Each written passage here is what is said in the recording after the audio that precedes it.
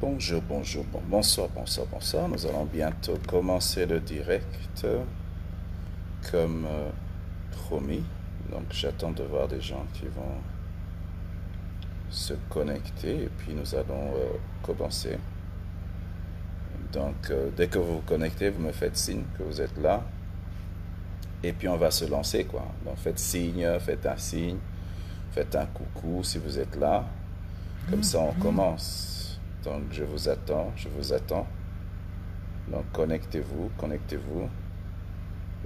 Connectez-vous, on va commencer bientôt. Connectez-vous. On va bientôt commencer. Faites signe si vous êtes là, donc j'attends.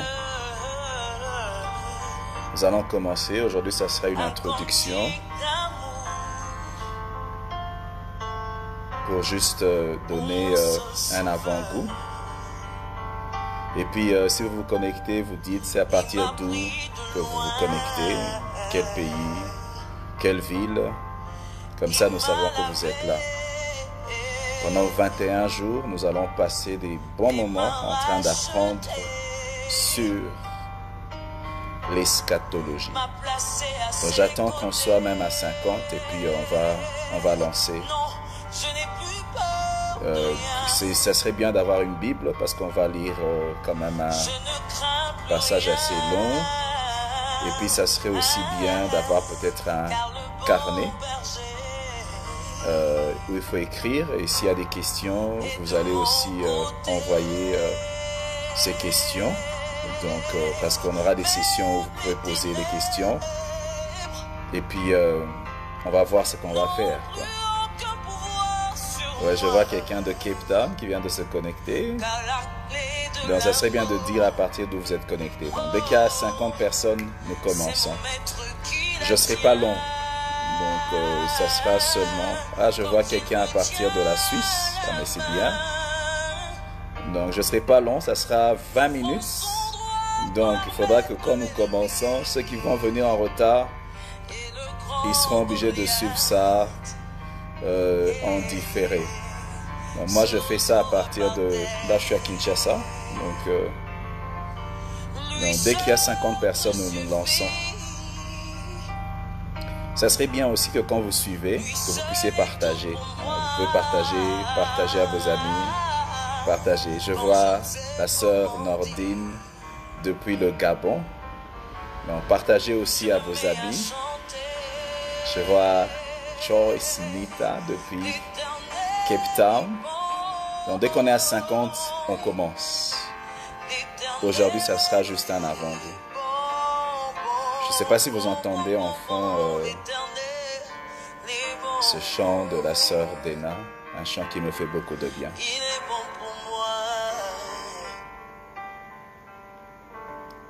Dès qu'il y a 50, nous lançons.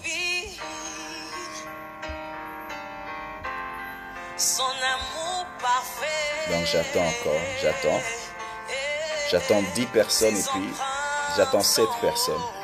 Faites signe quand vous êtes là et puis partagez.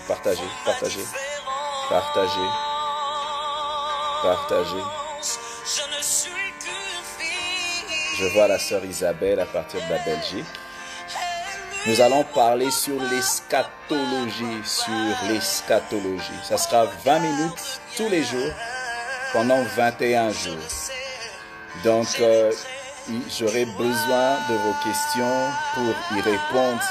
Comme ça, quand on aura des sessions d'1 heure, je peux parler pendant 20-25 minutes et je réponds aux questions pendant 20 minutes et nous prions pendant 20 minutes. Je salue mon frère Baidoum à partir de Paris. Je vois Kevin à partir de Kinshasa.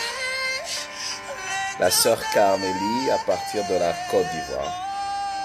Là, il y a déjà 52. Je crois que nous allons commencer. Alléluia. Est-ce que vous êtes prêts? Nous allons prier et recommander ces moments entre les mains de Dieu. Nous allons prier. Seigneur, nous nous approchons de toi. Nous sommes dans un temps de confinement, mais c'est un temps où tu travailles ton Église. Tu la prépares à ton retour. Tu la prépares pour cette mission que tu nous réserves pendant cette dernière heure.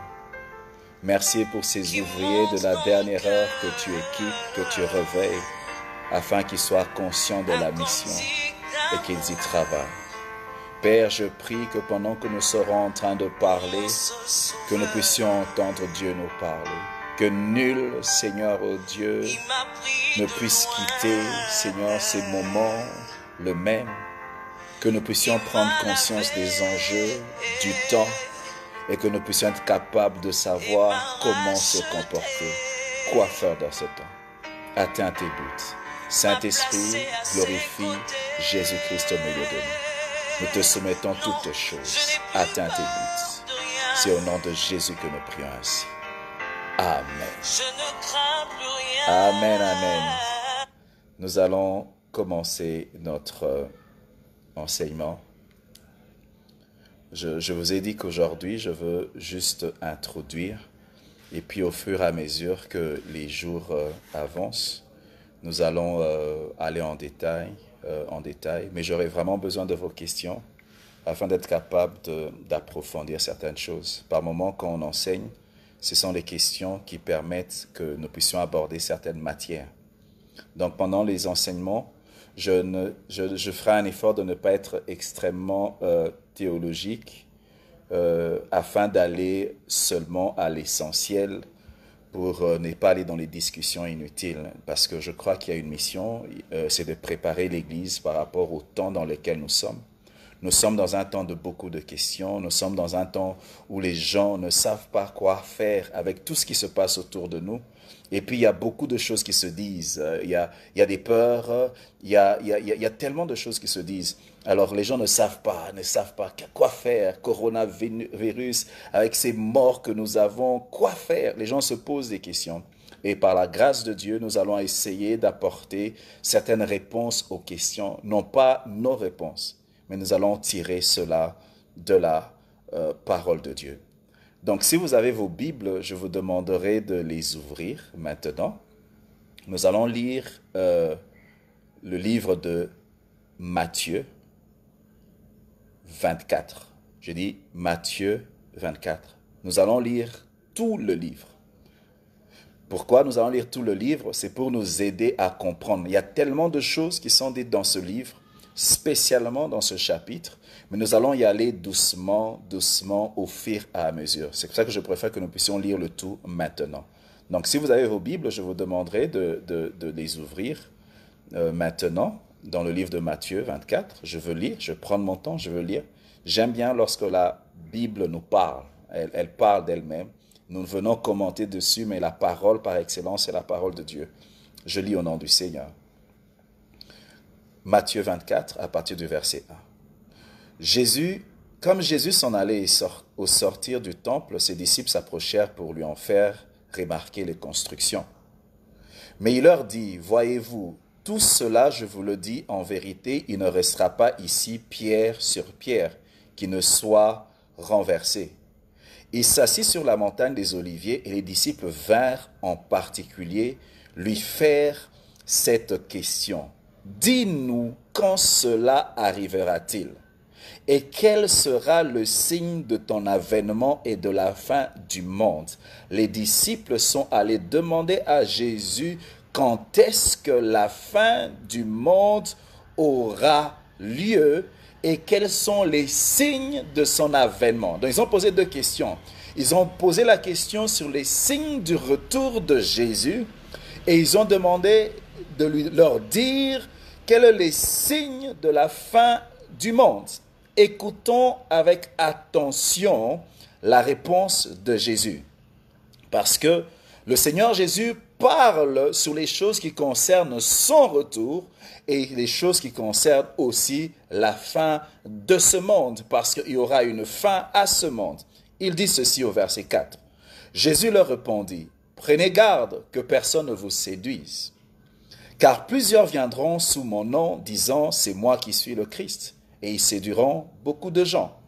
Vous entendrez parler de guerre et de bruit de guerre. Gardez-vous d'être troublés, car il faut que ces choses arrivent. Il faut que ces choses arrivent. Mais ça ne sera pas encore la fin. Une nation s'élèvera contre une nation, et un royaume contre un royaume. Il y aura en divers lieux des famines. Quand on parle de famine, ça veut dire des crises économiques, des tremblements de terre, ça veut dire des catastrophes naturelles. Tout cela ne sera que le commencement des douleurs.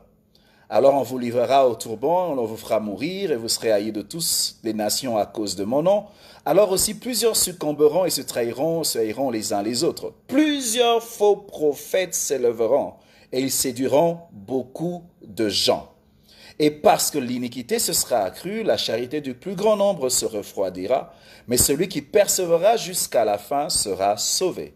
Cette bonne nouvelle du royaume sera prêchée dans le monde entier pour servir de témoignage à toutes les nations. Alors viendra la fin. C'est pourquoi, lorsque vous verrez l'abomination de la désolation dont a parlé le prophète Daniel établi en lieu saint, que celui qui lit fasse attention.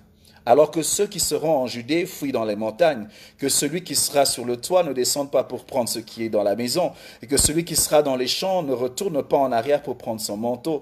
Malheur aux femmes qui seront enceintes et de celles qui allaiteront en ce jour-là. Priez pour que votre fuite n'arrive pas en hiver, ni un jour de sabbat, car alors la détresse sera si grande qu'il n'y en a point eu de pareil depuis le commencement du monde jusqu'à présent, et qu'il n'y en aura jamais. Je répète ce verset 21. Car alors la détresse sera si grande qu'il n'y en a point eu de pareil depuis le commencement du monde jusqu'à présent, et qu'il n'y en aura jamais. Et si ces jours n'étaient abrégés, personne ne serait sauvé. Mais à cause des élus, ces jours seront abrégés.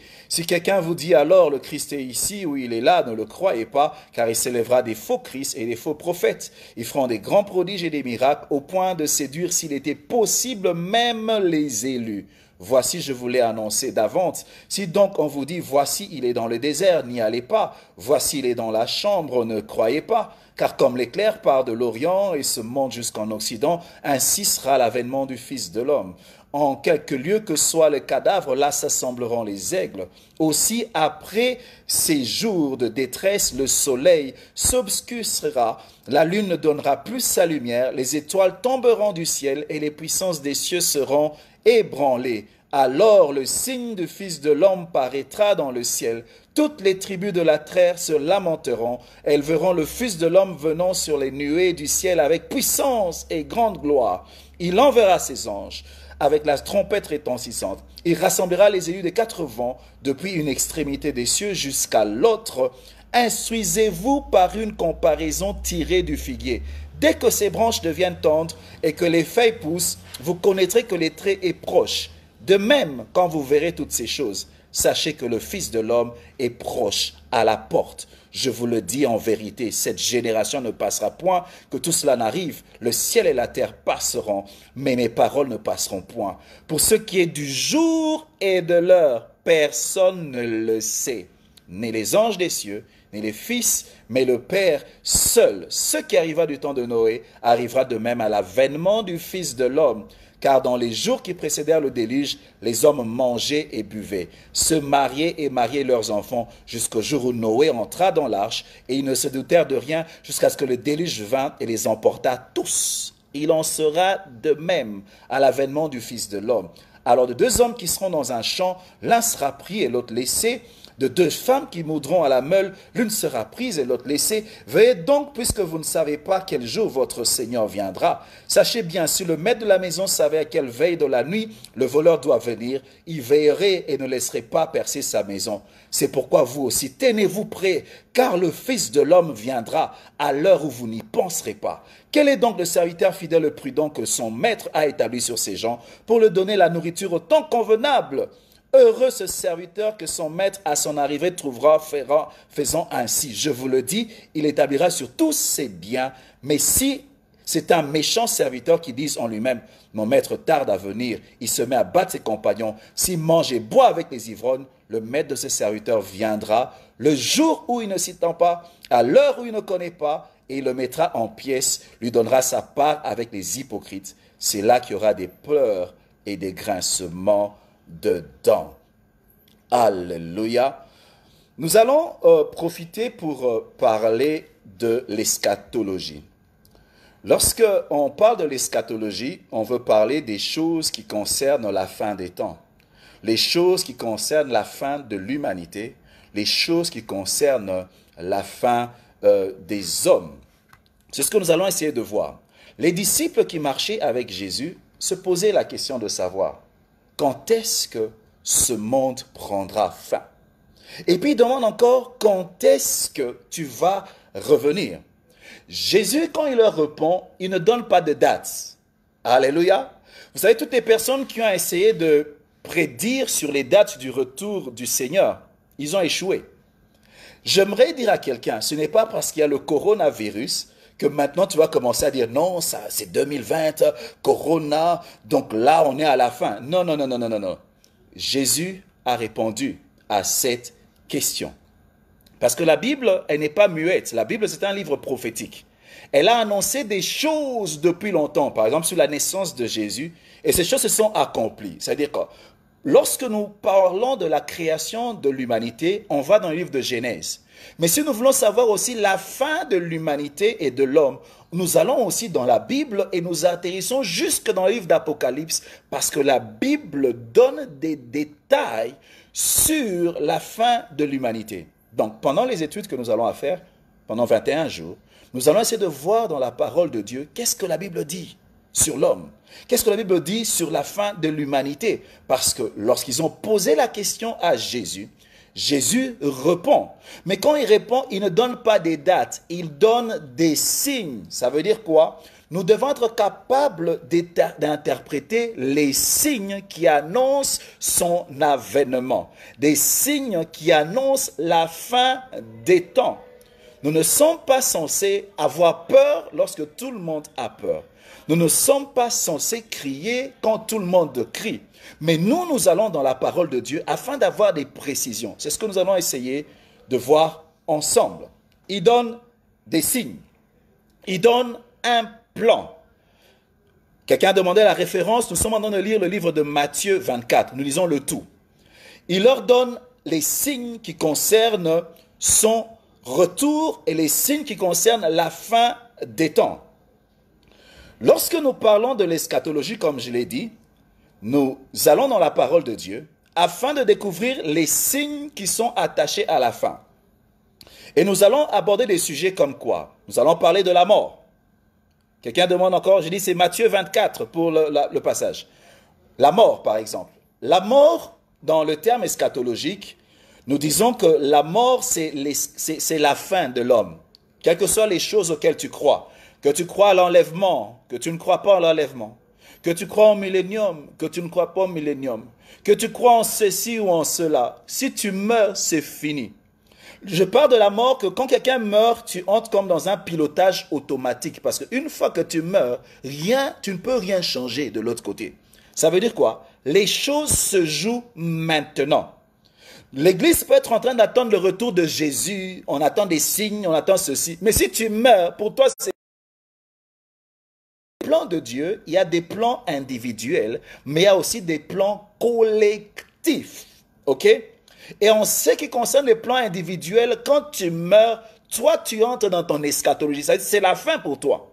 Ce que tu attends maintenant, ce sont les conséquences de tes choix et de ton style de vie. Ça veut dire quoi? Lorsque nous allons commencer nos études, nous allons parler de la mort aussi.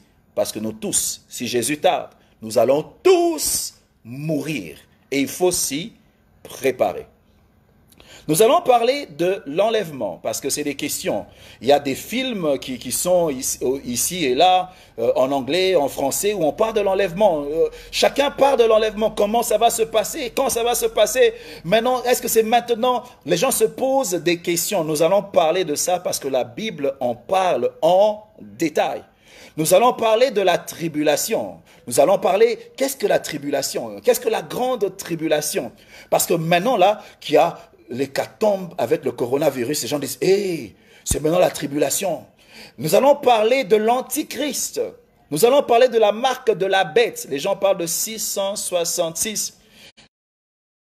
Par là, les gens disent qu'il ne faut pas se faire vacciner parce que le vaccin, là, ça sera la puce qu'on va introduire dans les corps des gens afin de les contrôler. Oh, doucement, il ne faut pas paniquer. La Bible parle de toutes ces choses. Nous allons en parler. Et lorsque nous allons parler, les gens seront avertis. Un homme dit qu'un homme averti en vaut deux, mais un autre dit qu'un homme préparé en vaut quatre. Ça veut dire quoi? Nous allons avertir, mais nous allons aussi préparer les gens à certains événements. Nous allons parler du retour glorieux de Jésus. Nous allons voir la différence entre le retour glorieux de Jésus et l'enlèvement. Nous allons voir ces détails dans la parole de Dieu. Nous allons parler du millénium, le règne de Jésus pendant 1000 ans. Nous allons en parler. Nous allons parler des noces de l'agneau. Nous allons parler des récompenses. Sur quelle base nous serons récompensés? Comment nous aurons ces récompenses? Dans l'éternité, comment cela va se faire? Nous allons parler de la résurrection des morts. Nous allons parler du jugement dernier. Nous allons parler de l'éternité. Je vous en prie, mes bien-aimés. Durant ces 21 jours, ne ratez pas parce que après ces 21 jours, vous aurez des bases essentielles afin de comprendre et de lire les événements qui se passent dans le monde. Vous saurez comment vous préparer. Mais non seulement cela, alors que le monde est en train de paniquer, alors que le monde n'a pas de réponse, il doit venir vers l'Église parce que l'Église a la réponse, parce qu'elle se réfère à la parole de Dieu. Nous devons être capables de donner des réponses à ce monde par rapport à ce qui est en train de se passer. Ok, ça veut dire quoi? Nous allons avoir comme une ligne de temps qui commence l'éternité dans la vie de Dieu. Quand il a créé le monde, nous arrivons à la naissance de Jésus. Et puis nous allons parler des temps avant son avènement. Et puis nous allons voir la destruction de ce monde. Et puis nous rentrons dans l'éternité. C'est ça le but de notre enseignement. Mais nous allons plus passer notre temps en train de nous concentrer dans le temps qui est appelé les derniers jours. Quand la Bible parle des derniers jours, ça veut dire quoi? Ce sont les temps qui précèdent la fin des temps. Ce sont les événements aussi qui sont attachés à ces temps. Ça veut dire quoi? Pour étudier les derniers jours, l'Église va être enseignée sur les signes, sur les événements, sur les choses que le diable est en train de faire, sur les choses que Dieu est en train de faire, sur les choses qui sont attachées à l'Église pendant ce temps. Parce que si tu connais les choses qui sont attachées à ton temps, tu sauras comment les réclamer, comment travailler dans ces choses et comment accomplir ton devoir en tant que chrétien. Ça veut dire quoi? Après avoir étudié l'eschatologie, nous allons revenir et nous concentrer sur les derniers jours. Et lorsque nous parlons des derniers jours, nous allons parler aussi de la dernière heure. Parce qu'actuellement, on n'est pas seulement dans les derniers jours. Parce que les derniers jours ont commencé à la Pentecôte. Et là, toi et moi, nous ne sommes pas seulement dans les derniers jours, mais nous sommes dans la dernière heure. Parce que notre génération est la plus proche du retour de Jésus. Si Paul, en son temps, s'attendait au retour de Jésus, si les disciples de Jésus s'attendaient à ce que la fin du monde vienne en leur temps, à combien plus forte raison, toi et moi? J'aimerais conclure en disant une chose.